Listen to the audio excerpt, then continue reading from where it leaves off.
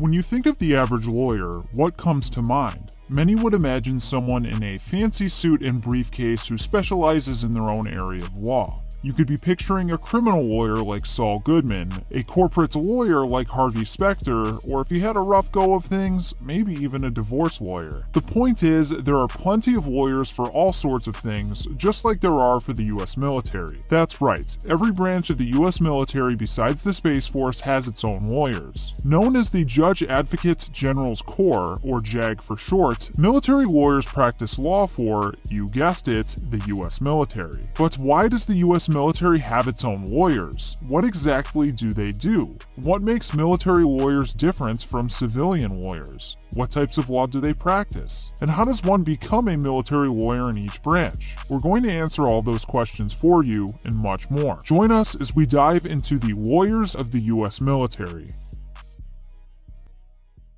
Before we dive into each of the military branch's specific lawyers, we're going to provide an overview of military lawyers as a whole. For starters, all military lawyers are bona fide lawyers. They have all gone through law school and passed the bar exam. While civilian lawyers will take a bar exam and only be admitted to practice in the state they apply for, military lawyers get to take one bar exam and get the chance to practice law across the globe. Typically, military lawyers will apply for and join while they're finishing up law school or after practicing in the civilian world for a number of years. They take graduates from both top-ranked law schools such as Harvard and Yale, and also lower-ranked law schools all across the country. But make no mistake, the JAG Corps is highly selective. They've been known to have acceptance rate percentages in the single digits to the teens. If someone is selected to be a JAG officer, they don't just jump in and start practicing law immediately. The military will have them go through a form of basic officer training. That's right, all JAGs are commissioned officers. Officers make the most money in the military,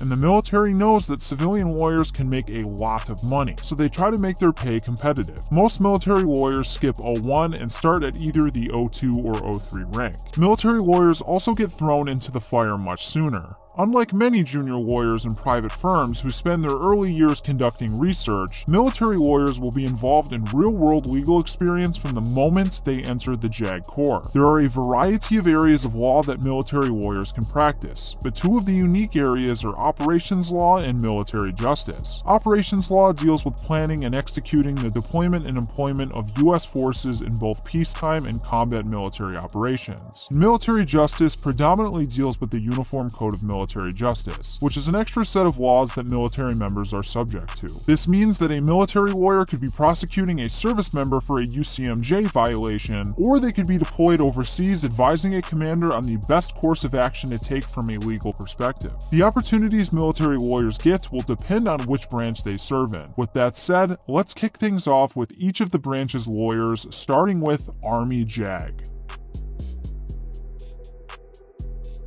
The United States Army JAG Corps stands as the largest among the various branches' JAG Corps. Because of its large size, there is a wide range of opportunities for lawyers serving in this branch. Army lawyers are guaranteed a diverse and dynamic legal practice, ranging from military justice, administrative law, criminal law, national security law, international law, and many others. They also work closely with the Army's Criminal Investigation Division. But above all, Army JAG Corps is known for its expertise in military justice and national security law. Army lawyers have played a key role in developing and implementing the law of war, so much so that they have been at the forefront of the Army's efforts to combat cyber warfare and other emerging threats. Because of the nature of the Army mission, Army lawyers' duties can range from stateside legal work all the way to overseas deployments where they may be conducting their legal work in enemy territory. Yes, this means that they can be deployed to war zones and other dangerous places to provide legal support to soldiers and commanders.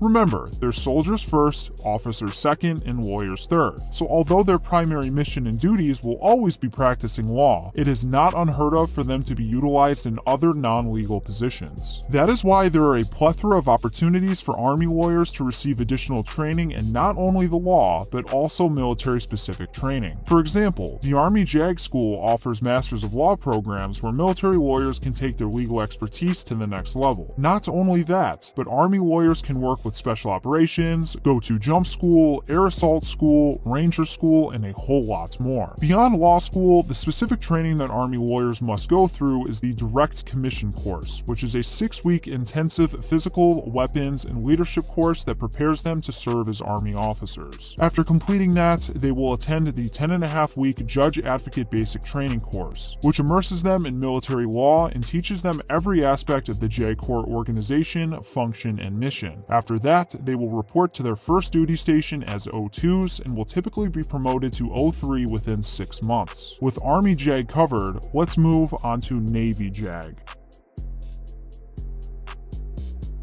Because the Navy is unique among the other branches due to its ability to project power in all domains, namely on land, sea, and air, Navy lawyers will experience one of the most diverse legal practices available to attorneys. The Navy JAG Corps consists of naval officers who serve in the capacity as lawyers. Even though they're sailors first, officers second, and lawyers third, it's important to note that they're what is called a restricted line officer. Simply speaking, restricted line officers are specialists that stay within their communities. They can be in command so long as that command has to do with their job. For example, a Navy lawyer would never be in charge of an aircraft carrier, but they can take charge of a legal command. But who's going to take charge and fight for you in the event you're injured? That's where Morgan & Morgan comes in, today's sponsor. Morgan & Morgan is America's largest personal injury law firm, and we all know bigger is better.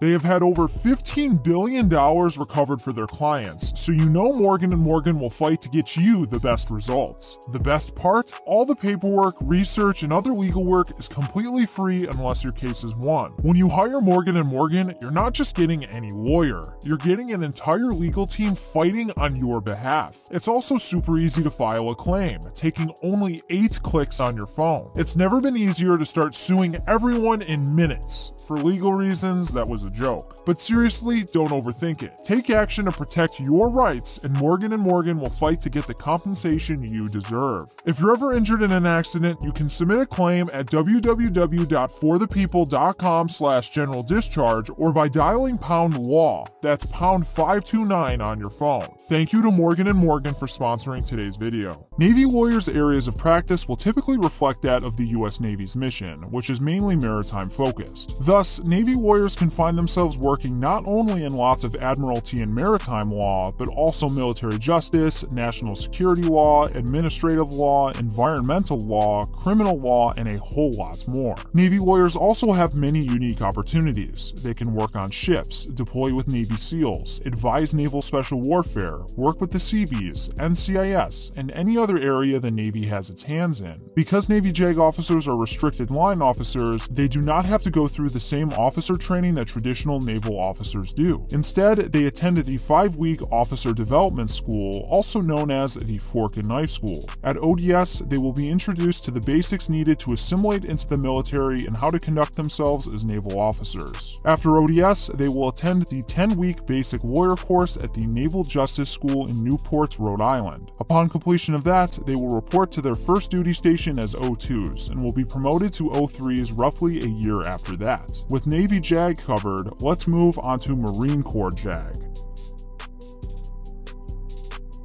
The Marine Corps JAG Corps sets itself apart from the other JAG Corps by providing its lawyers with arguably the most extensive military training and the greatest chances to take on non-legal positions. Let us explain. In contrast to the Army and Navy, where JAG candidates undergo a relatively short 5 to 6 week military training program before transitioning to military legal training and starting their careers, the Marine Corps takes a different approach. The Marines consider their lawyers as Marine officers first and lawyers second. Regardless of the specific officer job, all Marine Corps officers, including lawyers, are required to complete the standard 10-week Officer Candidate School and an additional 6-month program known as the Basic School. This comprehensive training ensures that Marine lawyers are fully integrated into the Marine Corps as versatile officers. After the Basic School, Marine lawyers will attend the Naval Justice School along with their Navy lawyer counterparts, and then move on to their first duty station. In a nutshell, the Marine Corps JAG Corps is the best choice for those wanting to get the most military out of their JAG experience, whereas it might not seem like an attractive option for those who just want to get straight to the point and practice law. But the training every Marine lawyer receives believes affects how their career can shape out. Unlike their other JAG counterparts, Marine lawyers are unrestricted officers, meaning that they can serve in various positions open to Marine officers in other occupational fields, such as an operations officer, executive officer, or commanding officer, which is pretty cool. But even though they're in the Marine Corps, there's still legal work to be done. Areas of law that Marine lawyers can work in include, but are not limited to, operations law, international law, cyber law, criminal justice, and advising Marine Corps and naval units. They can also work with NCIS and Marine CID. Marine lawyers typically start at either 01 or 02 depending on the way they join, and then move on to rank up similar to the rest of their Marine officer counterparts. With Marine JAG covered, let's move on to Air Force JAG.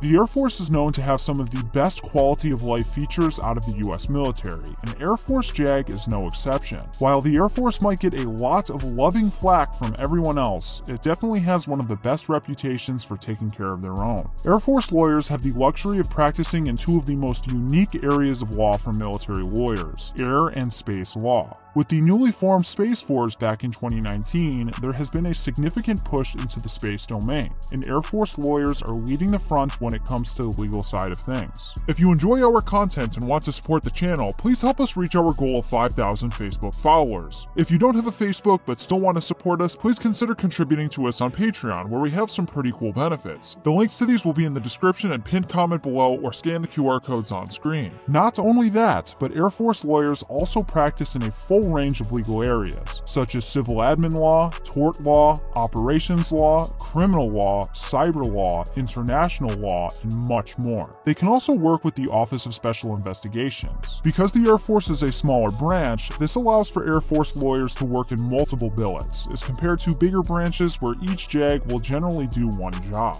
Additionally, unlike some of the other JAG corps that tend to put more focus on only military matters, Air Force lawyers are known to generally handle almost all of the legal needs of their base, including civilian matters, which makes them like a jack of all trades, able to handle a variety of matters in different contexts at the same time. Another thing that makes Air Force lawyers unique to the rest of the Air Force officers is that although they are considered as professional officers, just like doctors and chaplains are, they are also considered line officers in the line of the Air Force. In a nutshell, that means Air Force lawyers are eligible to assume command and work in non-legal positions, although this doesn't happen too often. Air Force JAG candidates will attend the 8-week officer training school, which teaches them the basics of becoming an Air Force officer, and then will follow on to attend the Judge Advocate Staff Officer course. This is a 9-week course where students will be trained on Air Force legal practice. Upon completion of that, they will report to their first duty station as O2s, and will be promoted to O3s after 6 months of service. With Air Force JAG covered, let's move on to the last, but certainly not least, of the military lawyers, Coast Guard JAG.